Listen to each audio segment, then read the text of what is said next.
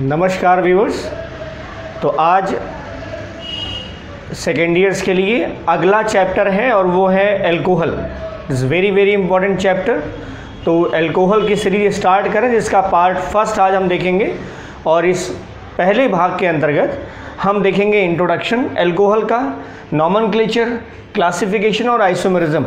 मतलब एल्कोहल क्या है पहले ये देखेंगे, फिर उसका नामकरण देखेंगे, वर्गीकरण और उसके बाद उसमें पाई जाने वाली समावयवता कौन कौन सी हो सकती है इसके बारे में। तो लेट वी स्टार्ट इट।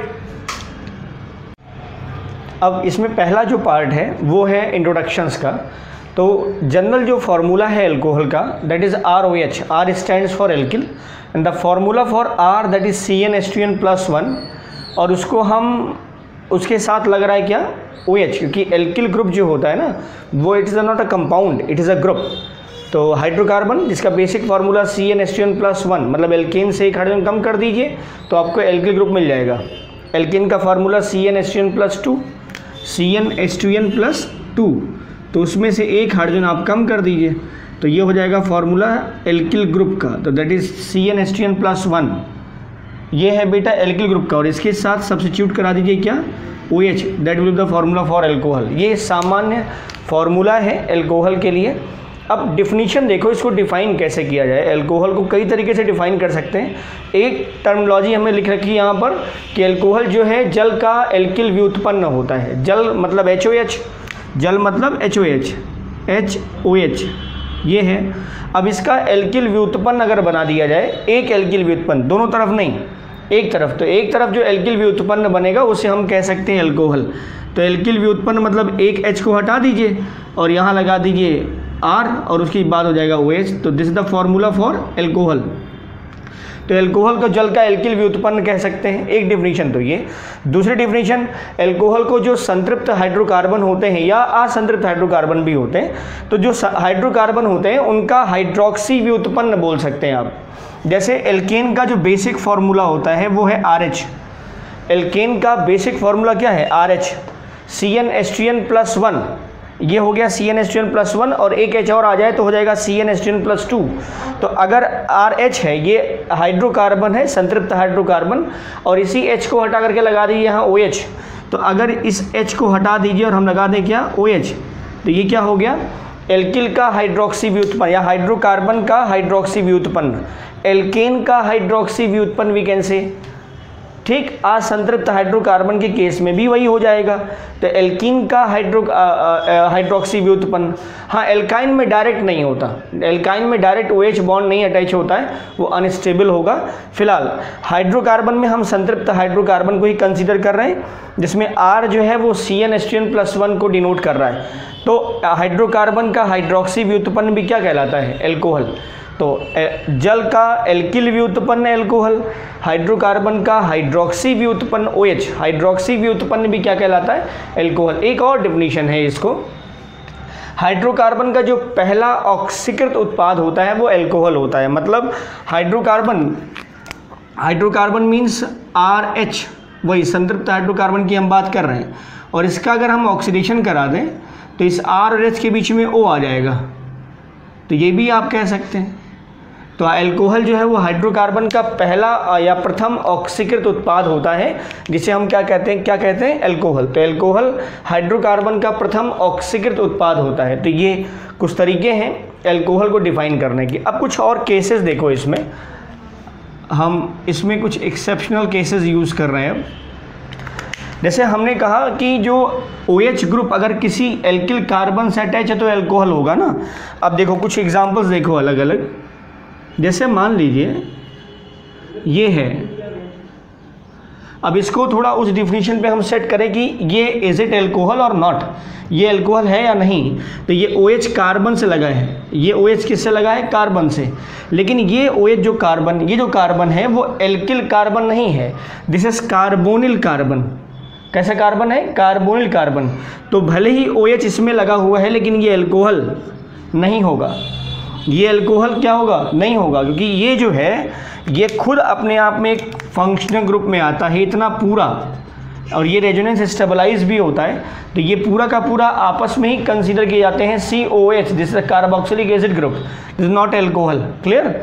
और देखो एग्जांपल, जैसे मान लीजिए ये R, यहाँ लगा है H, यहाँ लगा है NH2 और यहाँ लगा है OH, ऐसे लगा है बेटा। तो इस कार्बन, जिस कार्बन से OH लगा है वो तो एल्किल ग्रुप का ही दिख रहा है हमें लगभग, लेकिन उसके साथ क्या लगा हुआ है NH2, तो ये जो कंपाउंड है it is also not consider in a alcohol, ये भी एल्कोहल में कंसीडर नहीं किया जाएगा। और देखो अब अगर मान लो H है और यहाँ साइनाइड ग्रुप लगा है और फिर लगा है OH, तो एक ही कार्बन पर OH भी लगा है, एक ही कार्बन पर CN, उसी कार्बन पर CN भी लगा है, तो ये साइनोहाइड्रिन कहलाते हैं, साइनोहाइड्रिन। तो ये कंपाउंड जो है वो भी एल्कोहल के सीरीज़ में नहीं आएगा। कुछ समझ में आ रहा है? तो इसलिए एल्कोहल में कंसीडर याद रखिएगा कि एल्कोहल का जो, एल्कोहल में जो OH है वो एल्किल कार्बन से अटैच होना चाहिए, और उस कार्बन के पास, या वो जो कार्बन है वो कार्बोनिल फॉर्म में नहीं होना चाहिए, ये एमीन के रूप में नहीं होना चाहिए, ये साइनाइड या नाइट्राइल के रूप में नहीं होना चाहिए, तब जाकर के उसे हम एल्कोहल कहेंगे। ठीक। एक एक्सेप्शंस और वो ये है कि अगर मान लीजिए एरोमेटिक रिंग प्रेजेंट हो, aromatic ring like that benzene, और उससे, उस कार्बन से, बेंजीन वाले किसी कार्बन से अगर OH जुड़ गया है, जैसे ये बेंजीन हो गया और इसके किसी कार्बन से OH लग गया है, तो ये एल्कोहल में नहीं आएगा, ये अल्कोहल में नहीं आएगा। ये किस में आ जाएगा? तो ये कैटेगरी दूसरी हो जाती है जिसको हम कहते हैं फिनॉल। ठीक। तो ये अल्कोहल में नहीं है, इसलिए ये ज़रूरी है कि जो OH ग्रुप अटैच है इट शुड बी एल्किल, और वो भी एलिफेटिक। ठीक, वही है एलिफेटिक हाइड्रोकार्बन, उसके साथ अटैच होना चाहिए, तब जाकर के आप उस कंपाउंड को कहेंगे एल्कोहल। ठीक है। अगर इस तरह से है तो भी अल्कोहल नहीं, ये और ये तो अलग कैटेगरी हो गई फिनॉल्स की। ठीक है इतना। अब अगला नॉमेनक्लेचर देखो बेटा। नॉमेनक्लेचर का जो पहला सिंटेक्स है, नॉमेनक्लेचर का पहला सिंटेक्स वो ये है कि जो हाइड्रोकार्बन आप यूज़ कर रहे हैं उसमें कितने कार्बन है उसका आप एल्केन ले लीजिए। ठीक है, उसका एक सिंपल एल्केन नाम प्रोड्यूस कर लीजिए, और उसके बाद जो इंग्लिश का अल्फ़ाबेट आएगा उसके नाम के लास्ट में आएगा E, उसको आप हटा दीजिए और वहाँ ऐड कर दीजिए OL ऑल, तो एज आ एल्कोहल नॉमेनक्लेचर हो जाएगा एल्केनॉल। क्या हो जाएगा बेटा? एल्केनॉल। ठीक है। अब इसका कुछ एप्लीकेशन देखो, जैसे मान लो एक कार्बन हम उठा रहे हैं, तो एक कार्बन का एल्केन होगा मीथेन, तो ये कंपाउंड CH4 था, H हट गया, वहाँ लग गया है OH, तो ये कंपाउंड बना हुआ है CH3OH। ठीक। कार्बन कितने हैं? एक, तो एक कार्बन का एल्केन मीथेन, तो मीथेन में से ये है मीथेन। ठीक बेटा, इसके नाम से आपने E हटा दिया और ऑल ऐड कर दिया, तो नाम क्या हो गया? Methanol. This the IPSC nomenclature, methanol. Clear. अब कॉमन नेम अगर लिखा जाए इसका तो वो हो जाएगा मेथिल एल्कोहल। मेथिल एल्कोहल इसके लिए, इसका वैसे एक दूसरा नाम है कार्बिनॉल। ठीक है, कार्बिनॉल। इसको हम, इस मेथिल एल्कोहल को हम वुड स्पिरिट भी कहते हैं, लकड़ी का स्पिरिट भी कहते हैं। तो ये सब कॉमर्शियली है। आप IPSC नेम देखो अभी, दिस इज मेथेनॉल, एक कार्बन था तो मेथेनॉल। ऐसे मान लो C2H5OH है। ठीक, दो कार्बन तो एथेन होगा, तो नाम हो जाएगा एथेन, -E करके ऑल ऐड करोगे तो एथेनॉल। ये है कॉमन नेम इसका एथिल एल्कोहल, एथिल एल्कोहल। ठीक है। ये जितने भी अनाज के अल्कोहल होते हैं सब एथिल एल्कोहल होते हैं। ठीक। अब कुछ और देखो, कुछ और एग्जांपल्स देखो। जैसे मान लो ये हम यूज़ कर रहे हैं CH3CH2CH2OH, है ना, CH3CH2CH2OH। अब ये है और एक कंपाउंड हम ये ले रहे हैं। ठीक, नॉमेनक्लेचर में ये हम यूज़ कर ले रहे हैं। अब यहाँ देखो, यहाँ भी 3 कार्बन और यहाँ भी 3 कार्बन है, तो OH जो है वो टर्मिनल फंक्शन ग्रुप में नहीं होता है। OH जो है वो शीर्ष क्रियात्मक समूह नहीं माना जाता है, ये एज अ साइड जो है वो हम साइड फंक्शन ग्रुप मान सकते हैं। हाँ, इतना ज़रूर है कि अगर आप कहीं कोई कंपाउंड है जिसमें एक ही क्रियात्मक समूह है, जैसा OH दिख रहा है, और इससे बड़ा प्रायोरिटी वाला क्रियात्मक समूह अगर नहीं है, तो OH गिनती वहाँ से करेंगे जहाँ से नज़दीक पड़ता है। OH को या कार्बन की लंबी चेन का चुनाव उधर से करेंगे, इधर से OH नज़दीक पड़ता है। तो अगर आप काउंटिंग करें यहाँ तो 1 2 3 कार्बन, अब कार्बन आपको यहाँ से नहीं गिनना है, 1 2 3 कार्बन मिलेगा, लेकिन हमें क्रियात्मक समूह को भी वरीयता देनी है, इसलिए गिनती यहाँ से करेंगे। तो 1 2 3, 3 कार्बन हो गए, 3 कार्बन हो गए तो प्रोप, और ये हो गया 1 ऑल, प्रोप 1 ऑल, या इसको कह सकते हैं प्रोपेनॉल 1, प्रोपेनॉल 1 क्यों कह रहे हैं? क्योंकि OH कहाँ लगा हुआ है? पहले पर। तो यहाँ क्यों नहीं लगाया? क्योंकि यहाँ पर कोई दूसरा ऑप्शन नहीं है। एक इसी टाइप का कंपाउंड बनेगा एल्कोहल के केस में, OH के रेस्पेक्ट में कोई दूसरा आइसोमर नहीं बन सकता, या कोई दूसरा स्ट्रक्चरल फार्मूला इसका नहीं बन सकता। इस फार्मूले में ये भी हो सकता है और ये भी हो सकता है। 1 2 3 कार्बन, 3 कार्बन, 2 4 7 8, 3 3 6 7 8, तो सारे नंबर ऑफ एटम जो है वो यहाँ भी वही है, यहाँ भी वही है, लेकिन इनका अरेंजमेंट और इनका अरेंजमेंट क्या है? अलग अलग है ना। तो इसलिए ज़रूरी है ये बताना कि OH लगा कहाँ है। इसको ज़रा काउंट करते हैं, 1 2 3, इधर से काउंट करो 1 2 3, तो दूसरे नंबर पे आएगा, तो नाम हो जाएगा क्या? प्रोप 2 ऑल या प्रोपेनॉल 2, प्रोपेनॉल 2 या 2 प्रोपेनॉल, प्रोपेनॉल 2 या 2 प्रोपेनॉल। और देख लो इसका common name, that is normal propyl alcohol, क्या हो जाएगा? Normal propyl alcohol. और ये क्या हो जाएगा? Isopropyl alcohol. इतना जो ग्रुप होता है वो आइसोप्रोपिल कहलाता है। This is isopropyl alcohol. ठीक हो गया? और देख लो, जैसे मान लीजिए ये आया है, ये है मान लीजिए। अब 1 2 3 4 5, 1 2 3 4, 5 नहीं 4 ही होगा, 1 2 3 4, 4 कार्बन है। सॉरी, कार्बन हम इधर से जाएं तो OH इधर नज़दीक पड़ेगा, और इधर से काउंट करेंगे तो 1 2 3, तीसरे नंबर पे कार्बन आएगा इधर से, दूसरे पर इधर से, तीसरे पर, तो गिनती इधर से, तो हो जाएगा ब्यूट 2 ऑल, ब्यूट 2 ऑल। ठीक बेटा, इसका कॉमन नेम हो जाता है secondary butyl alcohol, secondary butyl alcohol. तो इस तरह से हम नॉमेनक्लेचर एल्कोहल्स का करते हैं। ठीक है, ये नॉमेनक्लेचर है, और इसमें मतलब आप ढेर सारे वैरायटी ऑफ कंपाउंड्स अगर आए तो भी आप नॉमेनक्लेचर कर सकते हैं। क्लासिफिकेशन अब अगला पार्ट हम देखेंगे। ठीक है, अब क्लासिफिकेशन देखो एल्कोहल्स का, तो इसको 3 कैटेगरी में हम बांट रहे हैं। एल्कोहल को 3 भागों में बांटा जा सकता है, आधार अलग अलग है। पहला देखो, हाइड्रोकार्बन जो भाग है, जो R वाला पार्ट जो है उसका नेचर कैसा है। हाइड्रोकार्बन का जो पार्ट है R, उसका नेचर कैसा है, पहला तरीका।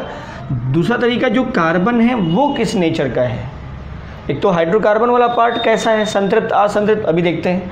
यहाँ कार्बन का नेचर कैसा है, और तीसरा नंबर ऑफ OH कितने हैं, उस एल्कोहल की कैटेगरी में नंबर ऑफ OH कितने हैं, 1 है 2 है 3 है, इस तरह से। तो पहले कैटेगरी हम यूज़ कर रहे हैं हाइड्रोकार्बन नेचर कैसा है, हाइड्रोकार्बन का जो पार्ट है वो उसका नेचर कैसा है। तो इस आधार पे अगर आप देखेंगे तो इसको हम 2 भागों में बांट सकते हैं। एक हो सकता है संतृप्त हाइड्रोकार्बन वाला, तो इसको हम कहेंगे संतृप्त एल्कोहल, और दूसरा हो जाएगा बेटा असंतृप्त एल्कोहल, असंतृप्त एल्कोहल। ठीक, तो मतलब क्या है इसका? मतलब ये है कि इसमें सैचुरेटेड एल्किल ग्रुप होगा और इसमें अनसैचुरेटेड होगा। एग्जाम्पल्स देखो, जैसे मेथेनॉल, एथेनॉल हम एग्जाम्पल ले रहे थे, ये सब उसी कैटेगरी में आएंगे। C2H5OH, C3H7OH and so on. ठीक, इसमें जो एल्किल ग्रुप है these are in saturated form. अब अनसैचुरेटेड देखो जरा क्या है, ये है CH2 डबल बॉन्ड CHOH, ये क्या हो गया? दिस इज विनाइल एल्कोहल या वाइनिल एल्कोहल। ठीक, ये देखो जरा, ये एलिल एल्कोहल है, ये क्या है बेटा? Allyl alcohol. तो ये संतृप्त एल्कोहल होगा और ये असंतृप्त एल्कोहल, ये इस कैटेगरी में बांट सकते हैं। दूसरा तरीका क्या हो सकता है बांटने का, कि जो कार्बन है उस कार्बन का नेचर कैसा है, तो उस आधार पे हम देखें तो हम कह सकते हैं प्राथमिक एल्कोहल। प्राथमिक कार्बन से जुड़ा OH तो प्राथमिक एल्कोहल, इसको बोलेंगे 1 डिग्री एल्कोहल।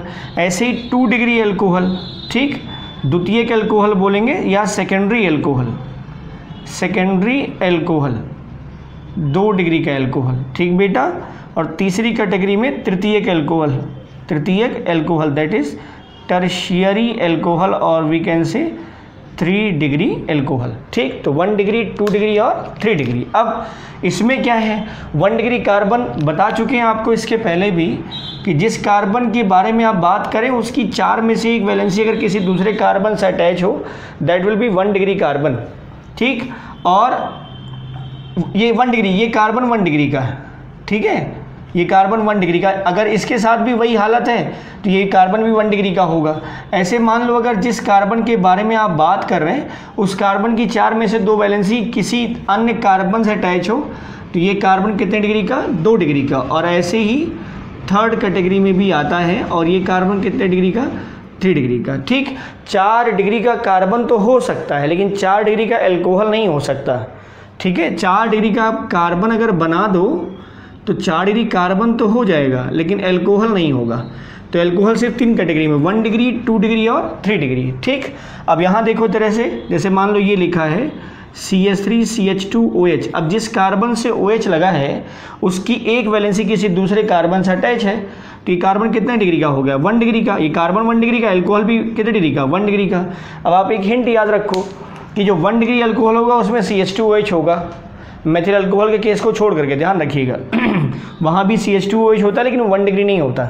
तो ये CH2OH अगर है दैट मीन्स भी that will be 1 degree carbon, 1 degree alcohol, 1 degree carbon as it is 1 degree alcohol. ठीक है, 2 डिग्री में क्या होगा, 2 डिग्री जैसे ये यहाँ लगा हुआ है CH3, यहाँ लगा है CH3, ये हो गया तो ये है 2 डिग्री कार्बन। ये कार्बन 2 डिग्री का तो एल्कोहल भी कितने डिग्री का, 2 डिग्री का। अब इस केस में अगर आप देखो तो यहाँ जो आप हिंट ले सकते हैं वो हो जाएगा क्या, CHOH।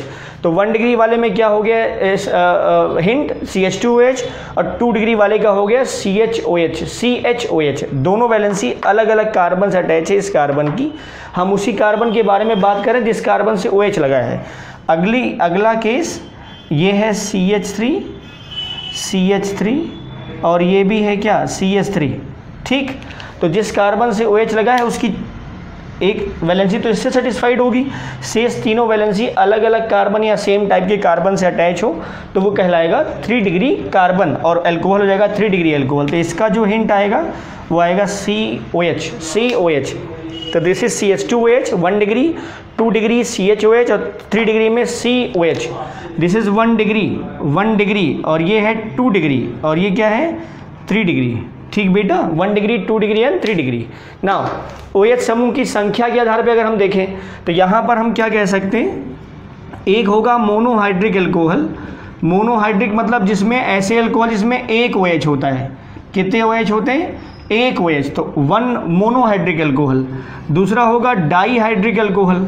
डाईहाइड्रिक मतलब जिसमें 2 OH होते हैं। कितने, 2 OH, तो डाईहाइड्रिक एल्कोहल। और तीसरी कैटेगरी हो जाएगी बेटा polyhydric alcohol, means more than 2 OH वाले अगर एल्कोहल के कंपाउंड होंगे तो कहलाएगा ट्राईहाइड्रिक या पॉलीहाइड्रिक कह सकते हैं। पॉलीहाइड्रिक तो मोनोहाइड्रिक में मेथनॉल, एथेनॉल, ये सब जितने भी सिंगल OH कंटेनिंग कंपाउंड अगर आएंगे तो वो सब किस में हो जाएंगे बेटा, मोनोहाइड्रिक में। ठीक, डाईहाइड्रिक में देखो, डाईहाइड्रिक में हम ये ले रहे हैं CH2OH 2 OH हो गए ना, 2 OH है ये। अब इसका अगर नाम देखोगे तो हो जाएगा H1,2 डाईऑल। 2 बार OH ना, 2 कार्बन है और 2 बार OH है तो 1,2 डाईऑल, तो H1,2 डाईऑल। वैसे इसका नाम होता है एथिलीन ग्लाइकॉल या कॉमनली इसको ग्लाइकॉल भी कहते हैं, केवल ग्लाइकॉल कहा जाता है। ठीक है, तो CH2OH, हाँ 2 कार्बन में नेबरिंग कार्बन पर अगर 2 OH लगा हो तो कैटेगरी ग्लाइकॉल के अंतर्गत आती है। तो एथिलीन ग्लाइकॉल, प्रोपिलीन ग्लाइकॉल इस तरह से होता है। तो ये डाईहाइड्रिक एल्कोहल। पॉलीहाइड्रिक एल्कोहल ढेर सारे हो सकते हैं, हम एक एग्जांपल ले लेते हैं जो कि है ट्राईहाइड्रिक एल्कोहल का, और वो है ग्लिसरॉल या glycerine. Glycerine is a commercial name. अब ये क्या है, 1 2 3 कार्बन और तीनों पर एक एक OH लगा हुआ है। तो इस कैटेगरी में आप देखें तो प्रोप 1 2 3 ट्राईऑल क्या हो जाएगा बेटा, प्रोप 1 2 3 ट्राईऑल। कॉमन नेम हो जाएगा ग्लिसरीन। ग्लिसरॉल भी कहते हैं या ग्लिसरीन भी कहते हैं, ठीक है। तो ये पॉलीहाइड्रिक अल्कोहल के अंतर्गत आएगा। तो मोनोहाइड्रिक अल्कोहल, डाईहाइड्रिक अल्कोहल, और ये क्या हो गया, पॉलीहाइड्रिक अल्कोहल, ठीक। एक चीज़ हम और इसमें बता देते हैं, अगर आप देखें तो ये वाला जो कार्बन है ये 1 डिग्री का है, और ये वाला भी कार्बन कितने डिग्री का है, 1 डिग्री का, लेकिन ये वाला कार्बन कितने डिग्री का है, 2 डिग्री का। तो अगर आप देखें तो ग्लिसरॉल में आपको दो नेचर वाइज 2 कार्बन हैं, 2 1 डिग्री वाले हैं और एक 2 डिग्री वाला है, और उसी के आधार पर दो जो टर्मिनल्स OH वाले हैं बोथ आर प्राइमरी अल्कोहल, और जो बीच वाला है वो सेकेंडरी अल्कोहल। क्लियर। तो this is about your classification. अगला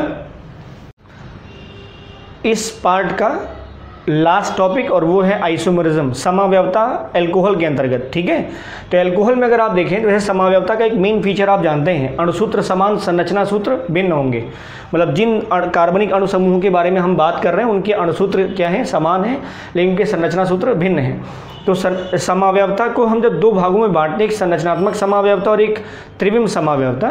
तो संरचनात्मक समावयवता के अंतर्गत कई टाइप है ना, तो उसमें भी अल्कोहल की कैटेगरी प्राप्त की जा सकती है, और जो आपका त्रिविम समावयवता उसमें भी एक कैटेगरी हम फाइंड आउट कर सकते हैं। तो जनरली अगर हम कहें कि अल्कोहल में समावयवता कौन कौन सी पाई जा सकती है, तो कौन कौन सी समावयवता हो सकती है, तो इसको हम ऐसे कैटेगराइज कर सकते हैं। एक तो श्रृंखला हो सकती है, ठीक है, चेन आइसोमरिज्म। दूसरा स्थान हो सकता है। तीसरा क्रियात्मक समूह समावयवता हो सकती है, क्रियात्मक समूह समावयवता। और चौथा जो आपके 3 डायमेंशनल में आएगा, और वो है प्रकाशिक समावयवता, ठीक बेटा। तो ये 4 मेन कैटेगरी है अल्कोहल्स में जो समावयवता के अंतर्गत अल्कोहल के लिए समावयवता में हम देख सकते हैं, ठीक है। देखो जरा, श्रृंखला समावयवता।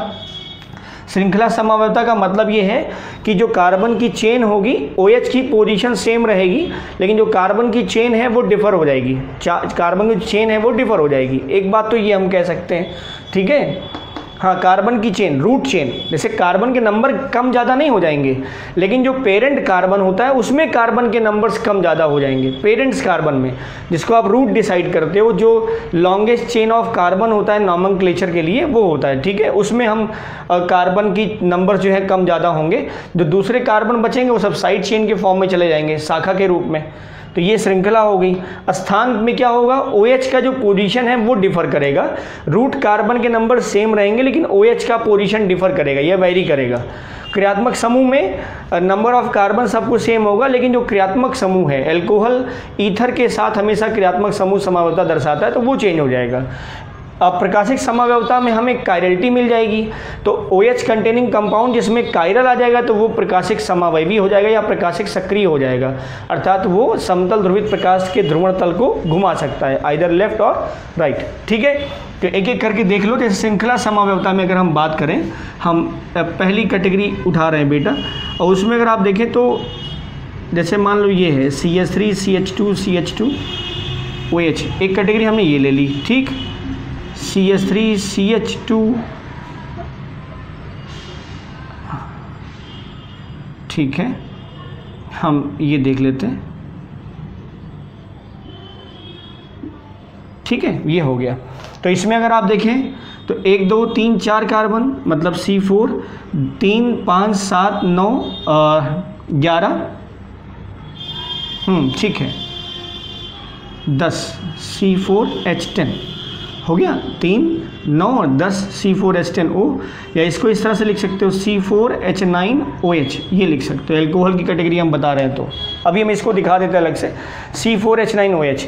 तो इसमें भी कार्बन 4, 1 2 3 4 और 9 हाइड्रोजन, 3 2 5 2 7 2 9 और एक 10 OH के साथ। और यहाँ पर भी वही 1 2 3 4 कार्बन, 3 3 6 3 9 और एक OH के साथ, ठीक। तो दोनों के अणुसूत्र क्या है, समान है, लेकिन दोनों की संरचना भिन्न भिन्न है। तो इसका हमें IUPAC नेम लिखना हो तो 1 2 3 4, तो ये हो जाएगा बेटा ब्यूट 1 ऑल, ब्यूट 1 ऑल। यहाँ पर 1 2 3 या 1 2 3 1 2 3 या 1 2 3, कार्बन की चेन 3 ही आएगी, तो एक कार्बन कहाँ चला गया, एज अ साइड चेन चला गया, तो 2 मेथिल प्रोप 1 ऑल। तो अगर आप देखें तो OH की जो पोजीशन है वो चेंज नहीं हुई है, OH की पोजीशन चेंज नहीं हुई है, लेकिन रूट कार्बन का जो नंबर है वो कम ज़्यादा हो गया। यहाँ पर रूट कार्बन 4 कार्बन का आ रहा है और यहाँ 3 कार्बन का, तो ये दोनों के दोनों क्या होंगे आपस में श्रृंखला समावयवी। तो both are chain isomers, both are chain isomers. ठीक है, अब स्थान समावयवता देखो, स्थान समावयवता में कार्बन की चेन तो सेम रहेगी, केवल OH का पोजीशन डिफर कर जाएगा। तो ये हो गया। अब देखो यहाँ कार्बन की चेन 3 कार्बन की, 1 2 3, तो नाम तो वही है प्रोप 1 ऑल। यहाँ 1 2 3 1 2 3, तो कार्बन की चेन वही है सेम, लेकिन OH की पोजीशन क्या हो गई है, चेंज हो गई। यहाँ पहले नंबर पे आ रहा है और यहाँ दूसरे नंबर पे आ रहा है, तो ये क्या होगा बेटा, ये दोनों के दोनों आपस में क्या होंगे, स्थान समावयवी। स्थान समावयवी घटना कहलाएगी स्थान समावयवता। क्रियात्मक समूह की अब हम बात कर रहे हैं। ये ध्यान रखिएगा कि क्रियात्मक समूह एल्कोहल के साथ किसको दिखाएंगे आप, ईथर को। तो एल्कोहल जो है वो ईथर के साथ क्रियात्मक समूह समावयवता दर्शाता है। एल्कोहल ईथर के साथ क्रियात्मक समूह समावयवता दर्शाता है। देखो जरा कैसे, ये हो गया CH3 CH2O C2H5। अब देखो वही लिखा है, C2H5 ही लिखा है, C2H5 C2H5। और एक केस हम ये देख रहे हैं, हम और छोटा कर देते हैं, हम और छोटा कर देते हैं। देखो ये हो गया एथेनॉल, दिस इज एथेनॉल, सबसे छोटा। मेथनॉल में क्रियात्मक समूह नहीं मिलेगा, एथेनॉल में मिल जाता है। ये देखो, तो ये हो गया एथेनॉल, ये हो गया एल्कोहल, एथेनॉल, ठीक, एथेनॉल। और ये क्या है, ईथर, डाई मेथिल ईथर या मेथॉक्सी मेथेन। क्या कहेंगे बेटा, मेथॉक्सी मेथेन, मेथॉक्सी मेथेन या dimethyl ether, dimethyl ether या मेथॉक्सी मेथेन। क्लियर। तो इस तरह से हम क्रियात्मक समूह, मतलब एल्कोहल और ईथर में क्रियात्मक समूह हम देख सकते हैं। Number of carbon same, 2 carbon, hydrogen 3 2 5 1 6, 3 3 6, 2 carbon 1 oxygen, सब सेम है, लेकिन क्रियात्मक समूह में भिन्नता है, इसलिए ये आपस में क्या कहलाएंगे, क्रियात्मक समूह समावयवी। और घटना क्रियात्मक समूह समावयवता। लास्ट टॉपिक देखो, और वो है प्रकाशिक समावयवता। मतलब हमें कायरलिटी चाहिए, क्या चाहिए, कायरलिटी चाहिए, मतलब 4 वैलेंसी वाला sp3 हाइब्रिडाइज कार्बन चाहिए, चारों सिंगल बॉन्ड और चारों के चारों अलग अलग परमाणु या समूह से जुड़े होने चाहिए, तो वैसा कार्बन हो अलॉन्ग विद OH। तो अब अगर आप देखें तो ये है सबसे छोटा, इससे छोटा किरिल कार्बन एल्कोहल के लिए नहीं मिलेगा। इससे छोटा किरिल कार्बन, सबसे छोटा यही है, उसके बाद उससे तो बड़े ढेर सारे हो जाएंगे, लेकिन सबसे छोटा जो किरिल कार्बन का एल्कोहलिक ग्रुप का फंक्शन कंपाउंड हो सकता है वो यही हो सकता है। तो ये है क्या वैसे, तो काउंट करो 1 2 3 4 5 3 4 1 2 3 4। तो OH दूसरे नंबर पे, तो नाम क्या आएगा बेटा, ब्यूट टू ऑल। और अगर आप देखें तो ये वाला जो कार्बन है, बीच का कार्बन, ये सेकंड कार्बन, ये किरेल है, किरेल है। कैसे, 1 2 3 4 वैलेंसी है इसकी, चारों के चारों अलग अलग एटम से जुड़े हुए हैं। sp3 तो वही है, 1 2 3 4 सिग्मा बॉन्ड। तो OH एक तरफ लगा हुआ है, एक तरफ C2H5, एक तरफ CH3 और एक तरफ H। तो चारों के चारों जो अटैच्ड एटम और ग्रुप ऑफ एटम है क्या है, डिफर है एक दूसरे से, इसलिए ये कार्बन किरेल होगा, ये मॉलिक्यूल किरेल मॉलिक्यूल होगा या किरेल अणु होगा। और जो इसका जो गुण है वो कायरलिटी या किरेलता कहलाएगी। और अगर किरेलता है तो वो प्रकाशिक सक्रिय होगा, या कह सकते हैं ध्रुवण घूर्णक होगा, ध्रुवण घूर्णक होगा। मतलब इसका जो सोल्यूशन है वो समतल ध्रुवित प्रकाश के ध्रुवण तल को घुमा सकता है, आइदर लेफ्ट साइड और राइट साइड। क्लियर। तो ये सिंपल आइसोमरिज्म का एक दैट मीन्स रिप्रेजेंटेशन था इन फ्रंट ऑफ यू। तो अब कुछ और है, हम एक क्वेश्चन दे देते हैं और इसमें आप फाइंड आउट करेंगे कि श्रृंखला समावयवी कितने होंगे, स्थान, क्रियात्मक समूह और प्रकाशिक।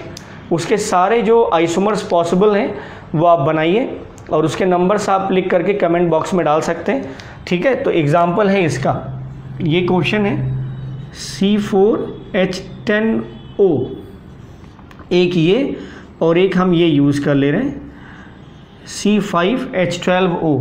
तो इनके कितने पॉसिबल आइसोमर हो सकते हैं, सभी संभावित